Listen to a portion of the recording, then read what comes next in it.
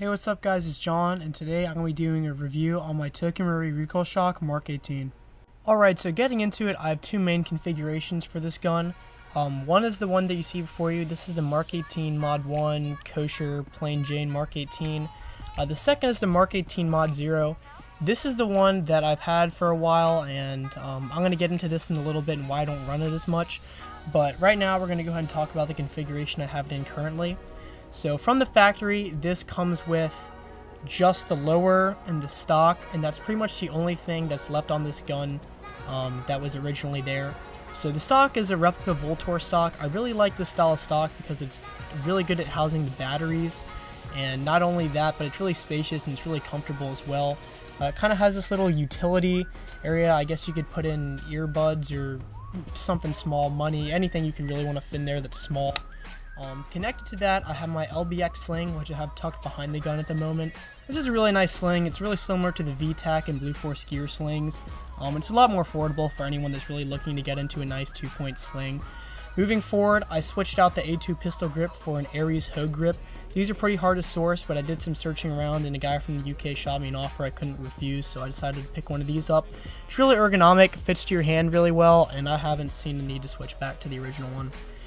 In the back here is a VFC 300 meter replica CAC sight in Flat Dark Earth. I really like the way this looks with the gun, and it kind of just goes along and it makes a nice contrast between the black and the tan, so no complaints there. EOTech EXPS20. This is just like the 3.0, except it doesn't have the night vision setting, which I don't use all that much at my pickup games, so I don't really see a need for that. Moving forward on the rail, I have a Magpul RSA. This is attached to the second point for my 2-point sling. Next is an Element PEC 15. This is probably one of the nicer model replica PEC 15s if you don't want to drop upwards of $1,000 on one. So I found that this is really good for being my designated red laser and IR laser, which I also have running to my dual pressure switch.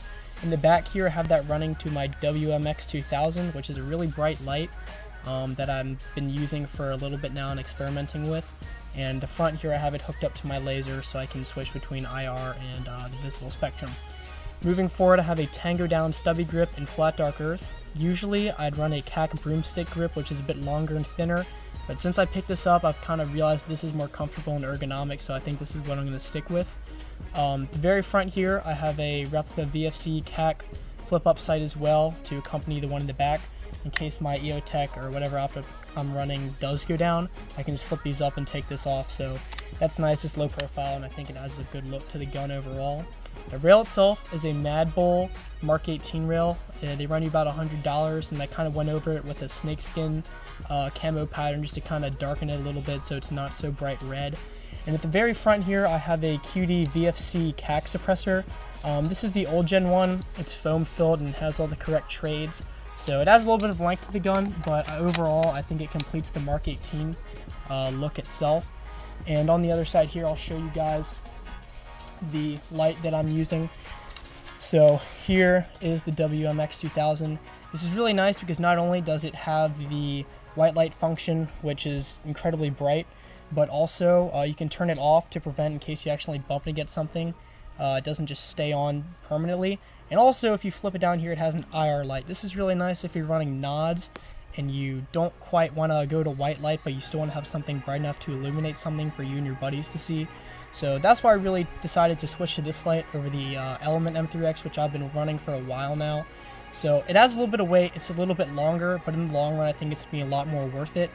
And the last thing I haven't mentioned yet, which is in the gun, is a V2 BTC Mostet for the recoil shock. It was kind of hard to pick up, and I had to really get the first hand on the drop when they released, but I'm really glad I did. And other than that, I have no other upgrades in the gun. It's running completely stock, and in all the vids you see it running, it's on a stock 7.4 LiPo. So I'm going to go ahead and show you my second configuration, and then we'll get to the shooting demo. Alright, so this is my second upper. This is the Mark 18 Mod 0 upper. It's kind of the older style with the CAC quad rail and the A-frame front sight. So I kind of took a bit of a modern spin on it.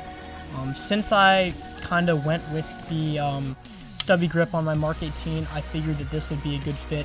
So I opted to go with the stubby grip that came with this gun as well, which is a Marui spin-off of the Tango Down one.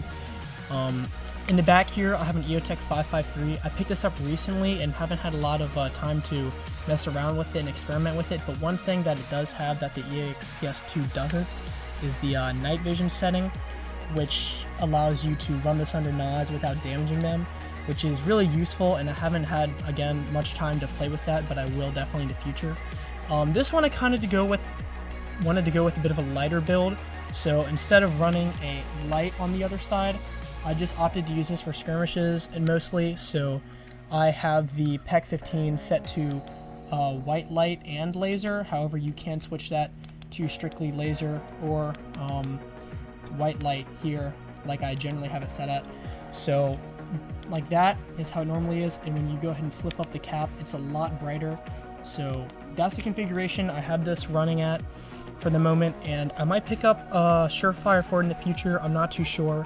I haven't had much time to use it, but hopefully more to come on that in the future. Alright guys, so like I said, this is going to be the shooting demonstration of the trigger response and fire rate with the BTC installed. Here you can see it's just running on a Nanotech 7.4 LiPo at it's a 2-cell battery, and it's 1200 mAh, 15 to 25 C discharge. So it's nothing too fancy, it's just your standard 7.4, and it's also wired to Dean's. That is noteworthy as well. So this is going to be on semi-auto,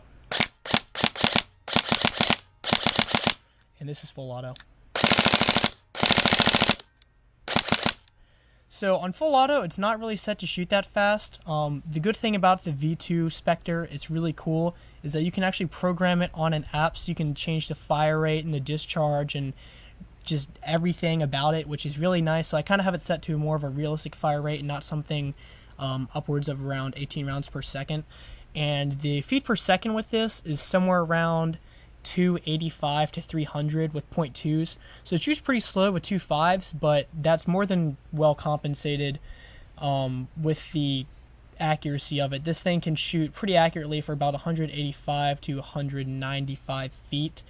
Pushing 200 is where the accuracy generally drops off, but that's really good for an airsoft gun, especially with the 10.5 inch inner barrel. So I've got no complaints. I've been running this gun roughly for about a year. I've changed configuration about 10,000 times, but at its core, it is still the same gun, and that's why I think I've fallen in love with the Marui Recoil shock system, and I've owned about 3 now. I've convinced my buddy Trip to get it as well. He's been running his stock without a BTC for about 6 months now, and he's loved it. He's had no complaints. So for you guys that have been asking about this gun, I highly recommend picking one up. There's really no cons to it except for shipping it from overseas. But other than that, it's a really great platform. The gun itself is outstanding out of the box. And if you guys have any other questions, feel free to go ahead and shoot me a PM on Instagram at Coyote Airsoft, one word. Or if you guys just want to comment down below, I will try my best to answer any questions you have about it. Thank you guys for watching. This has been John. Hope you guys enjoyed the video.